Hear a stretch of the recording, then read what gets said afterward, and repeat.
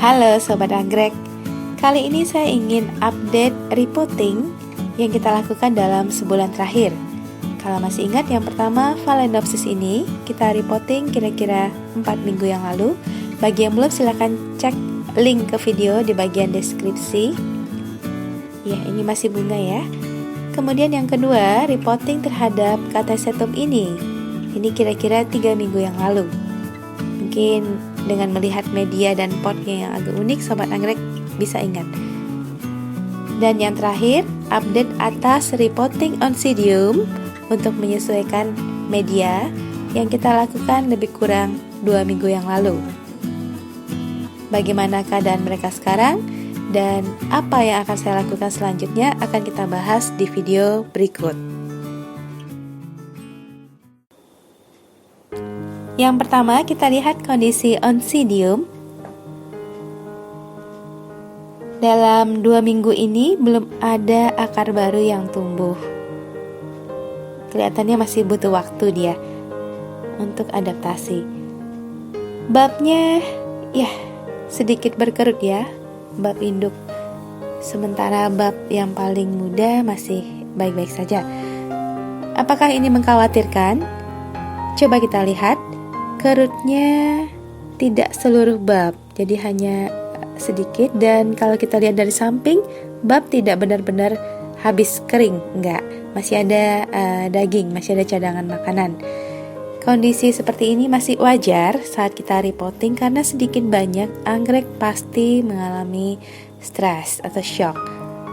Kita perhatikan daunnya masih oke, kilap daun masih bagus, pertanda hal ini masih dalam batas wajar. Kita tidak perlu panik, tidak perlu cemas, dijaga saja agar dia mendapat kelembaban yang cukup sehingga tidak menghabiskan energi untuk mengatasi dehidrasi. Yang ingin saya update berikutnya adalah repotting atas jenis Catasetum. Ini kita lakukan 3 minggu yang lalu saat akar baru mulai tumbuh. Bisa Sobat Anggrek lihat sekarang akarnya sudah lumayan panjang dan masuk ke dalam media. Sedangkan tunasnya yang satu masih kecil, yang satu mencapai kira-kira 8 cm. Saat menumbuhkan tunas adalah saat yang paling berat bagi bab induk. Bisa dilihat babnya menjadi kisut, padahal selama dorman dia baik-baik saja Sobat Anggrek. Ini kawatnya sampai bisa dilepas dengan mudah. Dan agaknya memang dia sedang tidak membutuhkan kawat lagi karena sudah firm di potnya, akar sudah cukup mencengkeram media. Kalau kita perhatikan, akarnya belum sampai ke bawah. Dan dengan melihat kondisi tunas yang baru 8 cm masih butuh kira-kira 1 sampai dengan 2 bulan sampai kita melakukan penyiraman pertama. Masih kita tahan penyiraman, jangan disiram saat ini karena akar dan bab bisa busuk. Apa yang bisa kita lakukan untuk membantu bab induk agar tidak terlalu dehidrasi?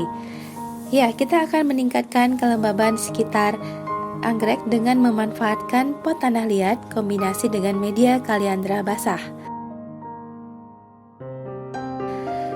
Pot Catasetum kita taruh di dalam dan setiap hari akan saya kiram di sekitar pot tanah liat saja. Dengan cara ini Catasetum tetap kering, sedangkan kelembaban bisa ditingkatkan.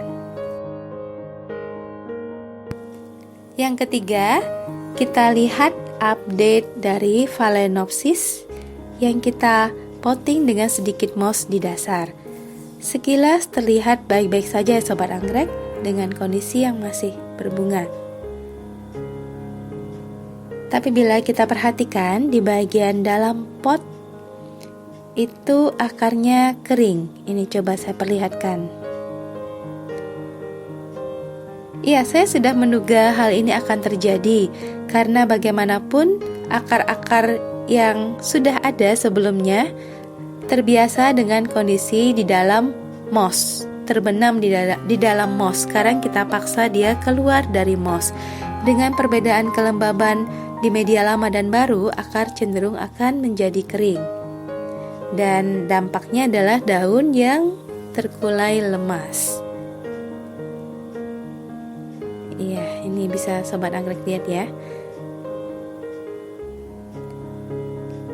Apa yang salah? Ada satu hal yang tidak saya antisipasi, Sobat Anggrek.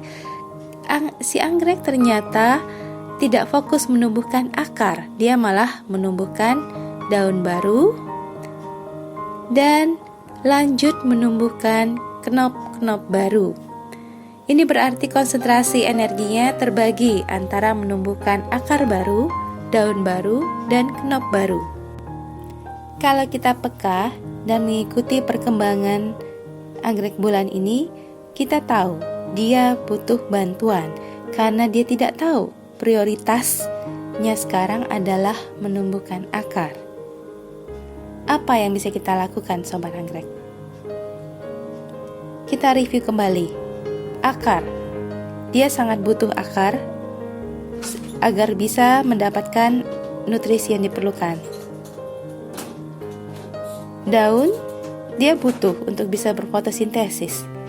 Yang tidak dia butuhkan adalah bunga. Jadi yang akan kita lakukan adalah kita akan potong spike-nya. Ini untuk membantu dia bisa kembali fokus pada yang dibutuhkan. Iya, saya akan potong serendah mungkin untuk mencegah spike-nya tumbuh kembali. Seperti biasa, gunakan alat potong yang telah disterilkan. Ini sudah saya rendam di dalam alkohol. Kemudian kita kira-kira di bawah ruas pertama, itu agar tidak tumbuh kembali, Sobat Anggrek. Ya, lepaskan. Dan sudah terpisah dari induknya, tangkainya. Apa tidak sayang? Gimana ya? Ada banyak sekali knop baru soalnya.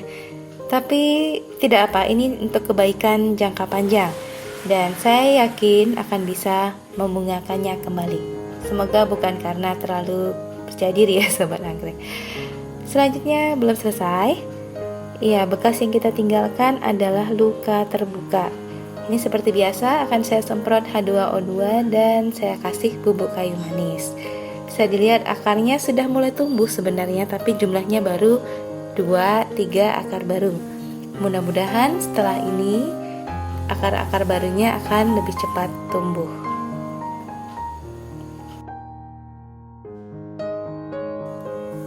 Ada yang komen di video repotting saya kalau yang bersangkutan tidak mau repotting anggrek lagi karena efeknya jelek bagi anggrek. Ya, kalau kita memakai media organik, ada saat dimana kita harus repotting. Kalau tidak, media yang asam hanya akan menjadi bumerang bagi tanaman kita. Memang kondisi biasanya memburuk sementara, kemudian baru anggrek membaik kembali. Tapi jika keadaan menjadi sedemikian buruk, bukan keputusan repotting yang harus disalahkan, Sobat Anggrek. Mungkin sudah ada masalah sebelum direpotting, atau sudah terlambat repotting, atau cara repotting yang kurang benar. Yang paling penting adalah tetap tenang, mencoba melihat apa yang harus dilakukan untuk membuat anggreknya sehat kembali. Saya Andari, semoga video kali ini bermanfaat. Sampai jumpa di episode berikutnya Teras Anggrek.